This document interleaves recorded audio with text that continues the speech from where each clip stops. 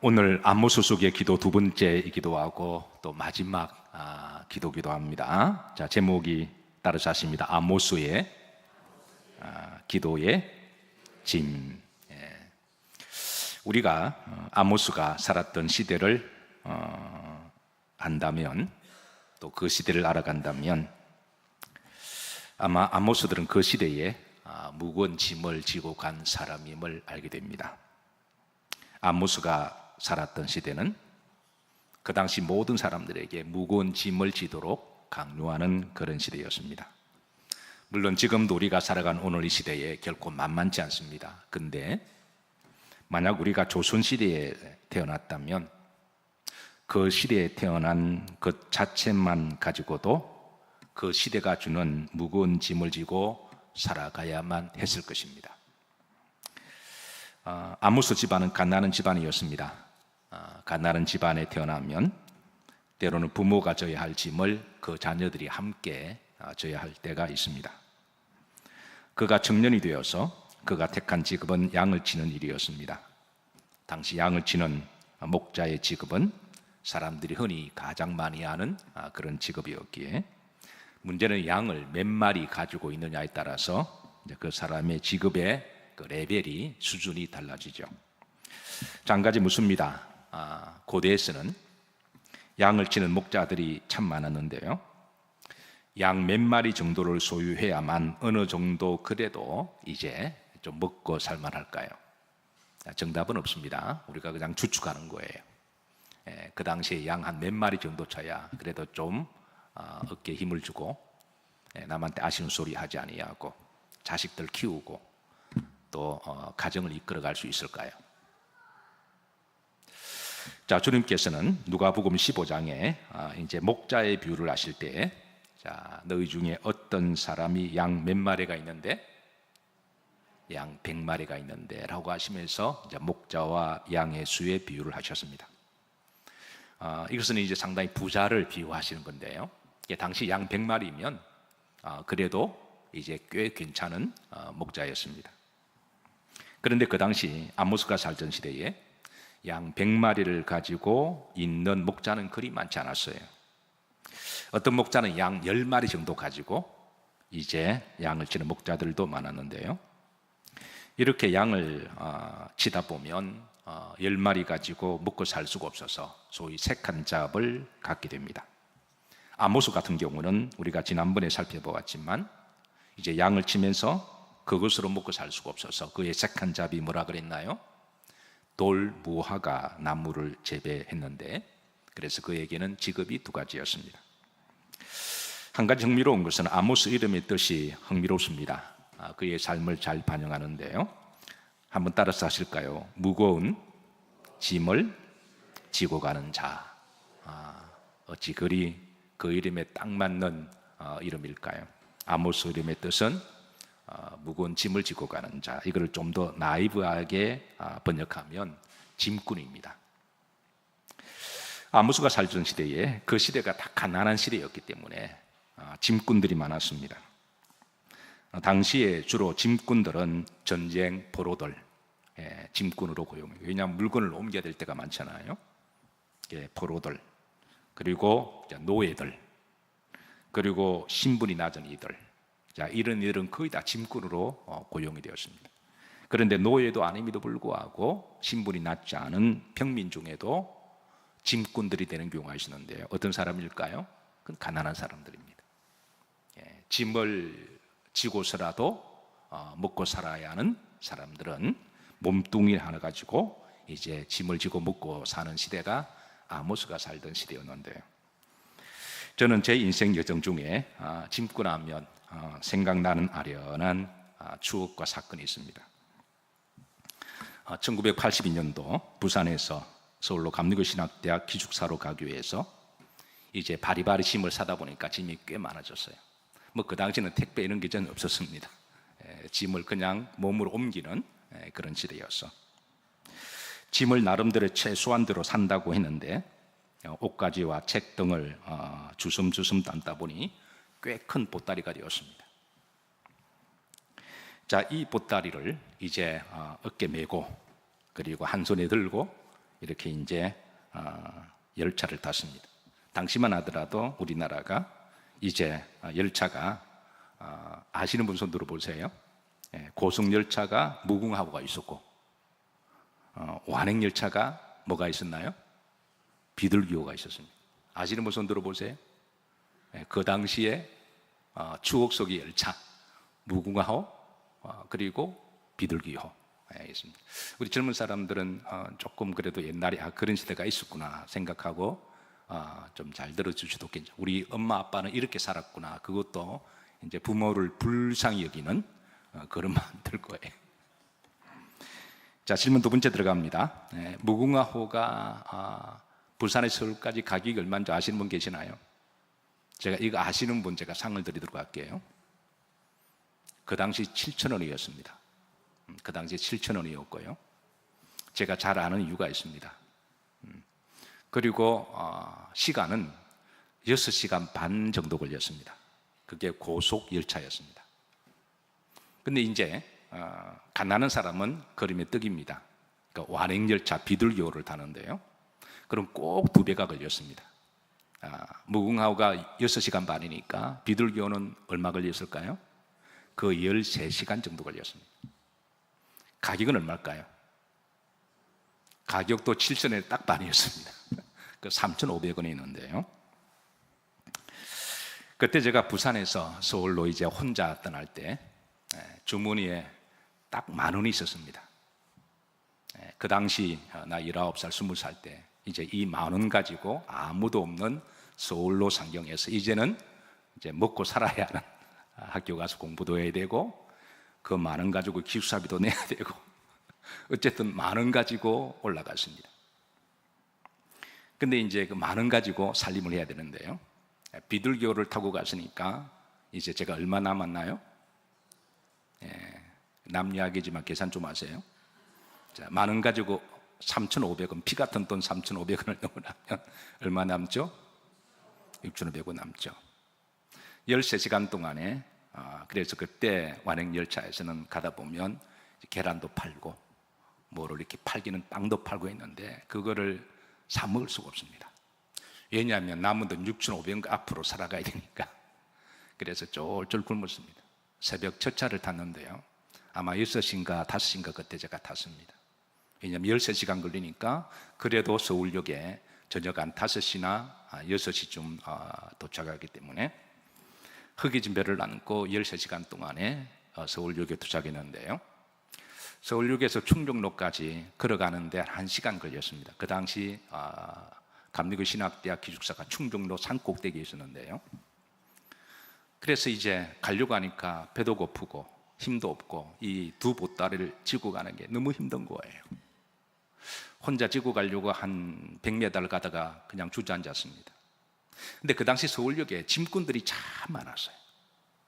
서울역에 그때 오갈 데 없는 사람들, 노숙자들, 짐꾼들 그렇게 지게 지신 분들이 많이 계셨어요. 제가 그때 그분들을 보면서 제 인상에 참 안 됐다, 어린 나이지만 그때 다 40, 50대 가정을 가지신 분들인데 얼마나 힘드실까, 지 불쌍한 그런 생각지도 못하고 그래서 그런 마음이 들었던 기억이 나요. 근데 짐이 너무 가다가 무거우니까 그 짐꾼들 중에 한 분이 제게 와서 짐을 져주겠다 그러더군요. 웬 떡이냐 그랬는데 돈을 달라고 그럽니다. 얼마냐 물어보니까 3,000원 달라고 그러더군요. 그러면 6,500원에서 이제 내고 나면 얼마 남은 거예요? 3,500원. 혼자 고민을 많이 했습니다. 이거 주고 나면 이 3,500원 살아야 되는데 내가 생각하기도 우습기도 하고 치랑하기도 하고 진지하게 고민하다가 내가 그까지 도저히 1시간도 갈 수가 없으니까 그래서 그분께 부탁을 했는데요. 그때 어린 나이 제 인상은 서울역에 짐꾼들이 참 많았다라는 게 제 기억에 있습니다. 참 그때 짐꾼이 많았어요. 혹시 여러분 기억나는 분 계시나요? 82년도에 서울역에 짐꾼 많은 거 생각나시는 분? 저는 제 머리에 이 그림처럼 싹 이게 지금 필름처럼 지나가요. 그런데 재밌는 거는 이제 그분이 충동 앞서가시고 저는 뒤따라가잖아요.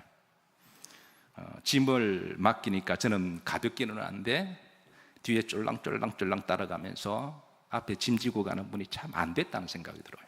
얼마나 힘드실까. 그러면서 문득 나 자신을 생각하니까 저는 처량하고 앞에 가는 분은 안 됐고 불쌍해 보이고 나는 내 스스로 생각하니까 처량해 보이고, 그렇게 제 기억이 남습니다.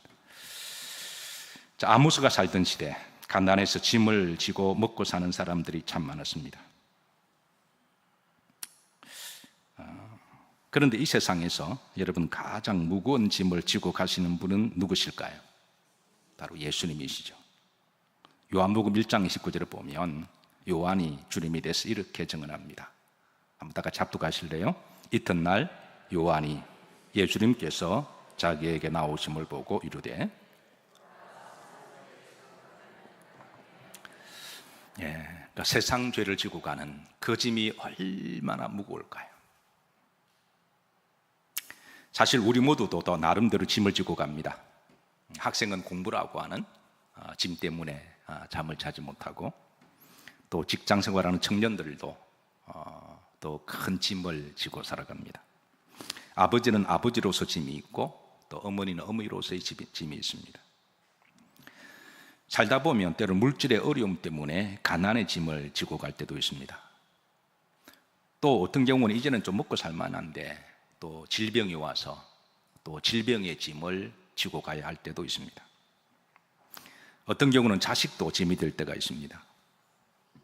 중요한 것은 짐을 지고 가야 할 때 그 짐이 무겁다고 벗어버리면 그 짐을 누군가가 대신 져줘야 되기 때문에 성경은 그러지 마라 그럽니다. 그 짐이 무겁다고 벗어버리면 나중에 더 무거운 짐이 찾아오기도 합니다. 성경은 우리들에게 정직하게 짐이 없다라고 말하지 않습니다. 아마 그런 말들은 무당들이나 하는 말이겠죠. 근데 성경은 정직하게 인생에 짐이 없다라고 말하지 않습니다. 그리고 너는 짐을 질 필요 없다라고도 유혹하지 않습니다. 오히려 성경은 있는 그대로 우리 인생을 아시고 짐이 있다라는 것을 일러주십니다. 예수님께서 마태복음 11장 28절에 보시면 이렇게 말씀하십니다. 따라서 수고하고 무거운 짐진 자들아 다. 그러니까 모든 인생은 나름대로 다 기본적으로 짐을 지고 가고 있다는 것을 주님은 아시고, 그리고 그 짐이 수고의 짐이고 무거운 짐이라는 것도 알고 계십니다. 어떤 분들은 짐이 무겁다고 말을 하는 분도 계시지만, 근데 말을 하지 않는 분들은 짐이 없을까요? 단지 말만 안 할 뿐입니다. 다 무거운 짐이 있습니다. 자, 그런데 주님께서는 그 다음 이어서 이렇게 말씀하십니다. 합독하실까요? 나는 마음이 온유하고 겸손하니 나의 멍에를 메고 내게 배우라. 그리하면 너희 마음이 쉼을 얻으리라. 그러니까 수고하고 무거운 짐진 자들 다 오라고 하시는데, 저는 처음 이 말씀을 28절 만났을 때 제게 너무나 위로가 되었어요. 아, 주님은 나의 짐을 아시구나. 그런데 그 다음 29절 보니까 또 짐을 하나 더 메라고 말씀하십니다. 나의 멍에를 메고. 그러니까 주님이 짐 하나를 더 주시는 거예요. 저는 28절만 읽을 때만 하더라도 주님이 내 짐을 벗겨주시려나 보다, 이제는 짐 없이 살겠다, 그런 생각하고 할렐루야로 받았는데, 29절에 보면 그렇게 짐 가지고 나왔는데 수고하고 무거운 짐 가지고 주님은 또 멍에 하나 더 주시고 또 지라고 하시는 거예요. 저는 이것이 무슨 말인지 몰랐습니다. 제가 신앙생활을 처음 할 때 무슨 뜻인지 이해를 못했습니다. 지금 내가 혼자 지고 가는 짐도 버겁고 무겁고 입에 단내가 나는데, 때로는 누구한테 말할 수가 없어서 자존심 때문에 혼자 있을 때 꺼이꺼이 울기도 하고 그러는데, 그래서 주님께 나와서 기도하는데 주님은 또 짐 하나 더 주시고 또 짐 하나 더 지라고 하십니다. 자, 그런데 주님은 이 짐을 주시면서 하는 말이 내 짐은 가볍고 쉽다라고 하세요. 자, 29절 보십시다. 여기 보면, 자, 나의 못을 메고 멍에를 메고, 멍에가 따라서 주고서, 이걸 조금 기억해 두세요. 자, 여러분들에게 제가 하나의 수학 공식을 말씀드릴게요. 여러분, 짐 더하기 짐은 무거울까요? 가벼울까요? 무겁죠. 근데 주님의 공식은 짐 더하기 짐은 가볍다라고 하세요. 이해가 되시나요? 아마 이해가 되시면 주님은 믿음이 좋으신 분이고 여러분들은 영성이 있는 분입니다. 이해가 되시나요? 짐 더하기 짐은 무거운데 저는 그때만 하더라도 믿음이 없어서 전혀 기독교 배경이 아니니까 이 말씀 이해가 되죠. 한동안 제가 고개를 갸우뚱깡 그랬습니다. 나중에야 제가 알았습니다. 제가 전공을 이제 언어 쪽을 하다 보니까 그 언어가 주는 영성과 깊이가 제게는 큰 은혜가 됩니다. 성경을 내 마음대로 해석하지 아니하고 그 원뜻을 찾아 해석한다고 하는 자체가 설교를 잘하든 못하든 하나님의 원뜻을 발견하고 그거를 전하고 묵상한다고 하는 게 제게는 참 은혜라고 생각합니다. 자, 29절 보십시다. 아까 제가 멍에를 뭐라 그랬나요? 주고스라 그랬습니다. 자, 이거는 소 두 마리가 한때 묶어 쟁기나 수레를 끌고 가는 도구였습니다. 이 소 두 마리가 끌고 가는 이 주고서라고 하는 멍에는 그 멍에가 소의 방향과 속도를 조절해 줍니다. 때로는 내가 아무리 열심히 살아도 여러분 목적지 가보니까 이곳이 아닌가 봐 하고 다시 돌아가면 그동안 열심히 달려오고 내가 노력한 것이 다 헛수고가 되잖아요. 좀 더디더라도 늦게 가더라도 방향을 제대로 가는 것이 나중에는 더 쉽고 그게 지혜로운 길일 수가 있습니다. 믿으시면 아멘 하십시다. 이 멍에가 그 방향을 조절한다는 거예요. 주고서라고 하는 게 그게 무겁기는 하지만 방향을 조정해 줍니다. 어떤 사람들은 나름 열심히 생활했는데 지옥 가면 그거 다 소용없는 거잖아요. 그런데 우리 믿는 사람들은 때로는 삶이 힘들어도 우리의 방향은 목적지는 천국인 줄로 믿으시기를 주의 이름으로 축복합니다. 근데 방향성이 얼마나 중요한지 몰라요. 방향성은 때로는 속도보다 훨씬 더 중요합니다. 두 번째, 멍에는 이 주고서는 두 마리를 하나로 묶어주는 용도로 씁니다. 그래서 소 한 마리가 밭을 갈 때보다도 이 멍에를 쓰고 두 마리가 같이 갈면 훨씬 더 편하고 쉬워집니다. 자, 다시 그 다음 주님의 말씀 보십시다. 내 멍에를 메고 그랬습니다. 30절 합독합니다. 이는 내 멍에는 쉽고 내 집은 가벼움이다. 자, 무슨 말이냐면 우리가 너무 힘들고 무거운 짐이 있는데 그동안 혼자 지고 갔는데 주님이 소 두 마리와 같이 엮어줘서 멍에를 주심으로 함께 지고 가자 그럽니다. 자, 함께 지고 가면 그게 이제 주님께서 방향성을 우리들에게 주십니다. 방향성을. 두 번째, 주님이 함께 지고 가면 내가 혼자 지는 것보다 훨씬 더 가벼워진다는 거예요. 실질적으로 한 사람이 혼자 100kg의 짐을 혼자 지고 가면 100kg의 짐을 혼자 다 견뎌내야 합니다. 근데 두 사람이 함께 지고 가면 100kg의 무게가 얼마로 분산될까요? 계산이 어려운가요? 반반씩 딱 정확하면 50kg잖아요.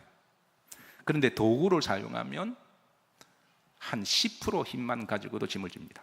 그러니까 도구를 사용하면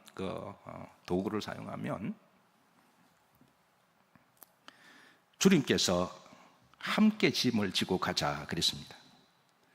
그래서 주님께서 29절에 보시면 이런 말씀하세요. 자, 멍에를 우리에게 주시면서 따라 찾습니다. 내게 뭐 해라? 배우라 그러십니다. 우리는 주님께 나의 무거운 짐을 맡기는 믿음도 배워야 하고, 그러니까 내 모든 걸 맡기는 것도 믿음입니다. 어떤 사람 자존심이 강해서 절대 주님께도 안 맡겨요. 사람들에게는 말할 필요는 없습니다. 굳이 사람들에게 이걸 이야기해 본들 좀 진득하거나 인격이 성숙된 분들은 같이 긍휼히 여기고 비밀을 보장해줘서 위로가 되겠지만 어떤 사람은 또 막 이렇게 하다 보면 나중에도 오해가 되어서 또 그걸 가지고 또 즐기는 분들이 또 의외로 계세요. 남들이 잘 안 되면 은근히 즐기는 분들이 계셔서 이게 사람의 참 묘하죠. 그래서 차라리 그럴 경우면 차라리 사람들에게는 말하지 않는 것도 지혜입니다. 괜히 말했다가 이게 오해가 되면 나중에 더 큰 짐이 되니까. 근데 주님께는 여러분 다 맡겨도 됩니다.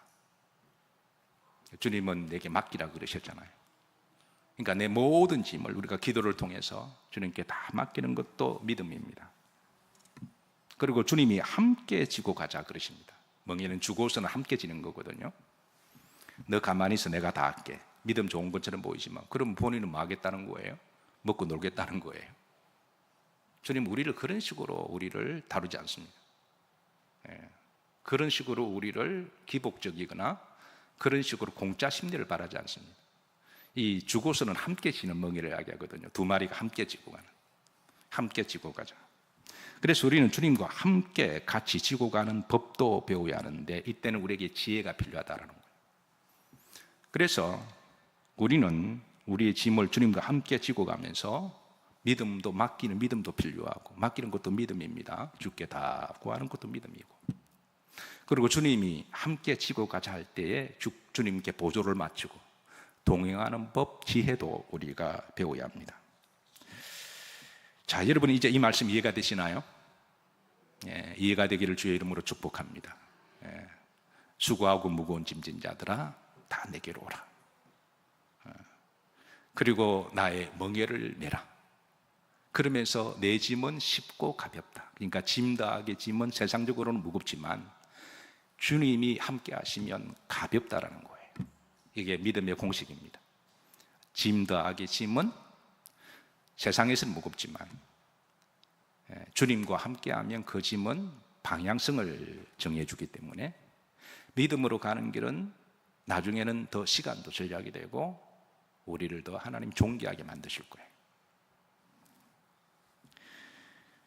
사랑하는 성도 여러분, 주님이 주시는 멍에를 너무 무거운 짐으로 여기지 마시고 믿음으로 잘 지시길 주의 이름으로 축복합니다. 그게 나중에 복인 것을 알게 될 거예요. 자, 주님께서는 아모스에게 또 다른 짐 하나를 주십니다. 그게 바로 이제 따라서 기도의 짐. 하나님 아모스에게 두 가지 환상을 보여주세요. 오늘 이제 본장에 보면 이제 두 가지 환상을 보여주신 것이 바로 기도하라고 보여주신 것입니다. 사실 어떤 분들은 기도가 짐이라고 생각하는 분들이 계세요. 자, 믿음이 좋으시거나 성령이 충만할 때 기도하는 게 즐겁고 기도가 부담이 안 되고 기도 시간이 기다려지고, 오늘 여러분 그런 분 계시나요? 여러분 기도하는 시간이 막 기다려지고 기도하는 게 즐거운 분 여러분 계시기를 주의 이름으로 축복합니다. 성령 충만할 때는 그렇습니다. 그런데 우리가 항상 성령 충만하지는 않잖아요. 때로는 피곤하기도 하고 때로는 낙심하기도 하고 시험 들기도 하고. 오늘 아모스가 유다를 위해서 기도할 때 하나님 저들이 미약하오리 그렇게 기도합니다. 우리가 미약할 때 기도하기가 쉽지 않습니다. 그런데 하나님은 그래도 기도의 자리에 나오라 그러시고 억지로라도 하라 그러십니다. 그래서 그럴 때는 기도가 짐으로 여길 때가 있습니다. 그래도 그 짐을 져야 됩니다. 왜? 주님이 지신 짐이니까. 그래서 힘들어도 기도하다 보면 그 기도가 여러분을 살릴 것입니다. 여러분을 지킬 거예요. 왜? 내 짐은 쉽고 가벼움이라. 자, 하나님 아모스에게 두 가지 환상을 보여주신 목적은 사실 기도하라고 그러는 건데요. 첫 번째 환상이 아모스 7장 1절입니다. 메뚜기 이제 재앙 심판을 보여주십니다. 합독하시죠. 주 여호와께서 내게 보이신 것이 아니라 왕이 풀을 벤 후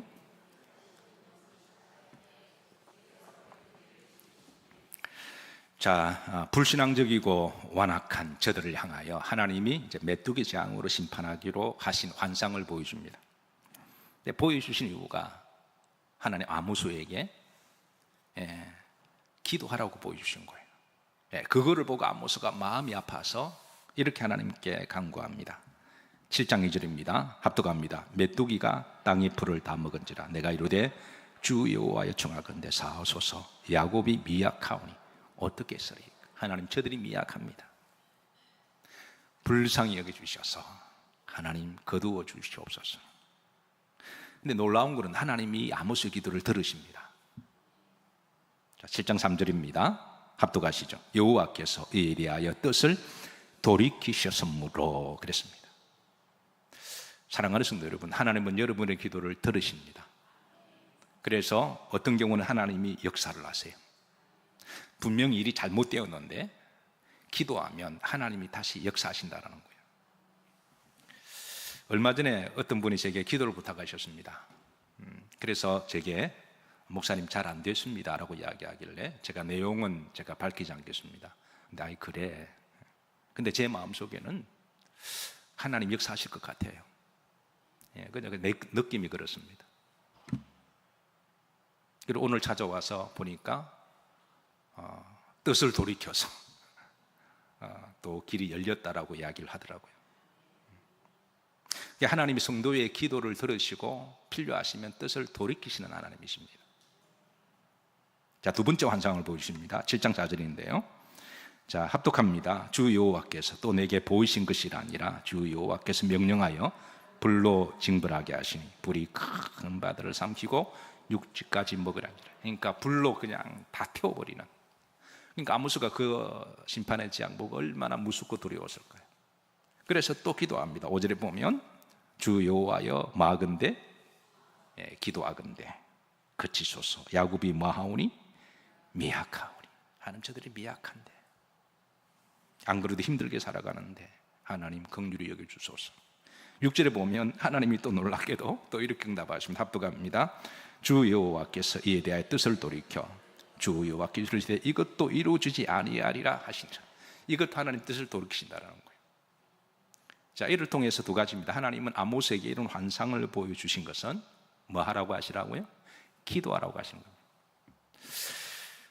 여러분, 어떤 분은 나라가 많이 안타깝다고 생각하십니다. 그분은 나름대로 보는 이제 눈이 있어서 그렇겠죠. 그러면 안타까운 만큼 기도하라고 이야기하십니다. 교회가 안타까우십니까? 그럼 교회를 위해서 기도하시길 바랍니다. 어느 성도가 안타까워 보이나요? 그분을 위해서 기도하시면 됩니다. 목사가 불쌍해 보이시나요? 그러면 기도하시면 됩니다.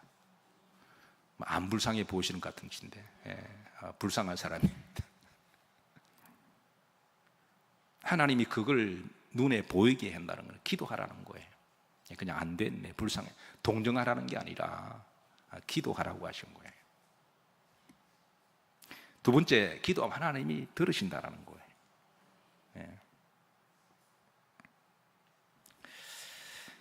하나님께서 아모스의 기도를 들으신 것은 아모스가 품고 있는 마음이 하나님의 마음과 같기 때문에 그렇습니다.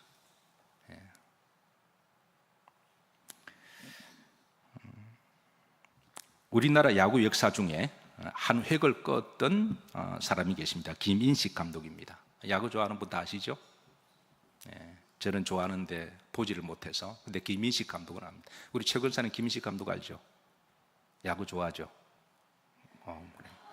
야구 좋아하는 사람, 선동열만큼이나 최동원만큼이나 정말 유명한 명장. 자, 김인식 감독, 자, 이분이 두산 베어스 팀의 감독이었는데 아시죠? 아시죠? 좀 안다 하세요, 좀 이렇게. 유명한 물이면 집에 한번 찾아보세요. 유명한 물입니다.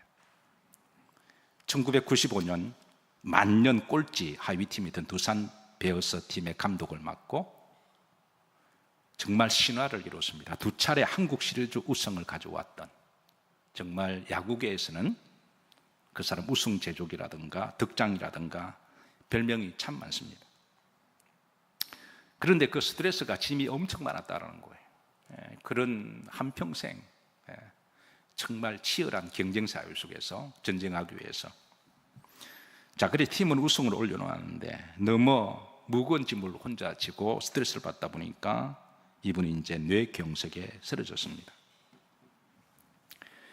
의사는 앞으로 더 이상 오른쪽 팔과 다리를 서지 못할 수도 있다라고 이제 강력한 경고를 한 거예요. 자, 그래서 이제 이제 더 이상 야구를 할 수 없는 그런 지경이 되었습니다. 그런데 그에게는 믿음이 좋은 부인이 있었습니다. 그 부인이 남편을 위해서 이제 간절히 중보기도 합니다.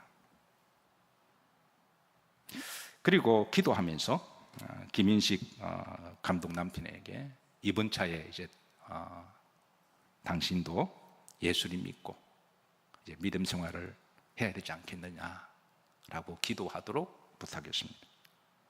뭐 이제 손과 발을 쓸 수가 없으니까 그 할 수 있는 일은 이제 그렇게 하겠다고 다짐을 하고요. 그리고 첫 번째, 그렇게 좋아하는 술과 담배를 딱 끊어버렸다 그래요. 사실 야구하는 사람들 끝나면 맨날 술 파티고 그런데요, 그렇게 좋아하는 거를 딱 끊어버리고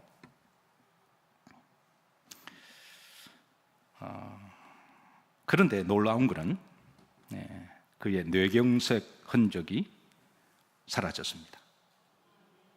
그의 담당 의사가 말하기를 이거는 기적이다라고 의사가 말할 정도니까. 비록 늦가기로 신앙생활을 하긴 했지만 그런 늦은 만큼 이제 누구보다도 신실하게 정말 화끈한 감독처럼 그렇게 믿기로 했습니다. 그러나 또 승부의 세계는 냉정하고 치열하잖아요. 그래서 또 많은 짐과 스트레스가 있을 때 기자가 물었습니다. 어떻게 그 냉정한 승부 세계의 스트레스와 그 무거운 짐을 어떻게 푸십니까? 술, 담배도 안 하시니까. 그때 김인식 감독은 이렇게 대답했습니다. 내가 힘들고 어려울 때 나는 하나님께 예배하고 기도하고 이럴 때 아멘 하십시다. 그리고 내가 참 좋아하는 찬송이 있습니다. 그 찬송이 바로 369장입니다. 어떤 찬송일까요? 오늘 우리가 들었던 죄짐 맡은 우리 구주라고 하는 찬송입니다. 주께 고함 없는 거로 복을 얻지 못하니 세상 근심 무거운 짐 우리 주께 맡기세. 그런 이 찬송을 부를 때마다 눈물이 나고 그리고 마음이 편해지고 힘이 난다라고 고백합니다. 그리고 하나님께 예배와 기도와 찬송을 통해서 다시 힘을 얻고 그리고 하나님이 보내신 내 삶의 필드가 성교지로 믿고 가서 또 열심히 한다라고 간증했습니다. 말씀을 정리합니다. 아무스가 살던 시대는 짐을 지고 가야 하는 그런 어려운 시기에, 그래서 그러나 그는 하나님 주신 짐을 끝까지 지고 감으로 결국 그 짐으로 말미암아 하나님 위대한 사명을 잘 감당한 것처럼 사랑하는 성도들, 우리 모두에게는 남들에게 말하지 못하는 짐들이 있습니다. 그런데 주님은 알고 계십니다. 그래서 주께서 말씀하십니다. 수고하고 무거운 짐진 자들아 다 내게로 오라. 내가 너희를 편히 쉬게 하리라. 와서 나의 멍에를 메고 내게 배우라. 그래야 하면 내 짐은 쉽고 가벼움이니라. 이 말씀을 항상 기억하셔서 내가 지고 가야 할 짐을 믿음으로 정직함으로 최선을 다함으로 감당하다 보면 하나님은 그 짐을 통하여 또 놀라운 역사를 하실 줄로 믿으시기를 주의 이름으로 축복합니다.